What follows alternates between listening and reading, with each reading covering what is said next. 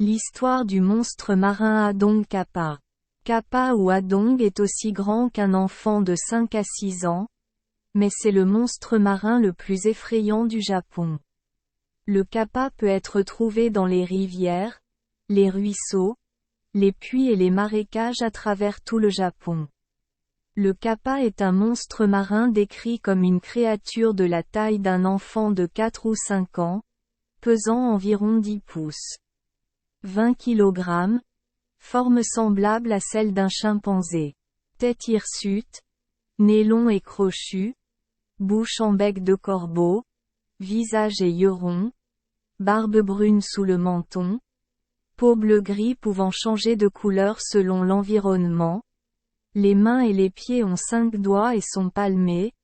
L'abdomen a un sac pour contenir les objets et le corps a une odeur de poisson comme celle d'un poisson. Kappa peut vivre à la fois dans l'eau et sur terre. Au sommet de la tête se trouve un disque ovale contenant de l'eau. Sur terre, si ce disque est encore plein d'eau, Kappa a toujours du pouvoir. Kappa aime manger des concombres, des œufs, des fruits et du foie humain. L'habitat de Kappa se trouve principalement dans les rivières et les canaux, donc Kappa est un très bon nageur, mais il est également très agile sur terre. Les kappas sont connus pour entraîner les gens dans l'eau et leur arracher le foie par l'anus. Lorsqu'il est attrapé par Kappa, les gens peuvent lui lancer un concombre, il sera distrait et nous pourrons en profiter pour nous échapper. Kappa est célèbre pour sa personnalité enfantine. Si vous les taquinez, ils pleureront. Si vous leur plaisez, ils vous rendront l'appareil. Bien que les kappas fassent parfois du mal aux gens, il y a aussi des histoires de kappas aidant les gens à irriguer les champs, se liant d'amitié avec des enfants solitaires. Avec les kappas méchants, ils aiment particulièrement faire des choses vulgaires, comme espionner les femmes se baignant ou péter bruyamment dans des endroits bondés. La méthode de meurtre préférée des kappas consiste à traîner les gens sous l'eau pour les noyer, ou à mordre la victime à mort sous l'eau ou à lui arracher le foie par l'anus. Ils s'appellent souvent sur le ton « coin ». Cependant, les kappas sont des créatures très fières et honorables. Ils ne rompent jamais leur serment. Kappa est également l'un des rares types de démons intelligents et capables de parler des langues humaines. Ils connaissent également très bien la médecine et la fusion osseuse. On dit qu'une fois vaincu, le kappa jurera fidélité et servira la personne qui l'a vaincu pour le reste de sa vie. Dans la vie culturelle des Japonais, kappa existe dans de nombreux cas. Kappa sait très bien nager, c'est pourquoi les gens appellent souvent les bons nageurs kappa. Il existe également un idiome, kappa no kawanagar, qui signifie, même un bon nageur comme un kappa se noie parfois.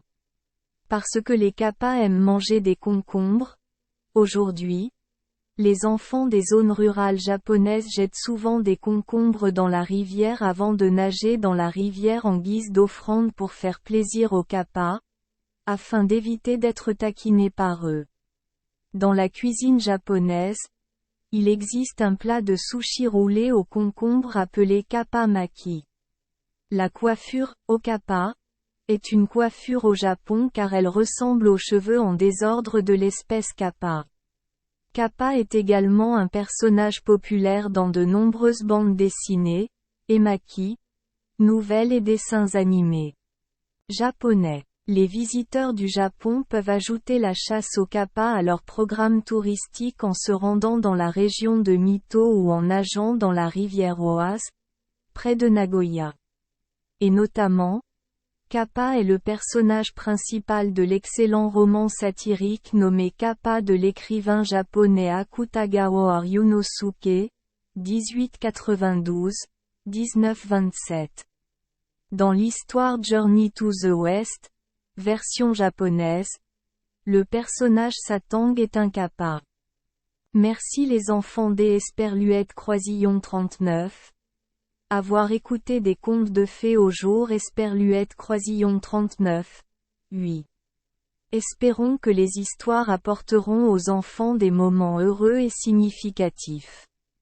Si vous aimez notre chaîne, veuillez appuyer sur le bouton S Esperluette Croisillon 39. Abonner, pour ne manquer aucune histoire intéressante. Je vous souhaite une bonne nuit de sommeil et de beaux rêves. Rendez-vous dans la prochaine histoire.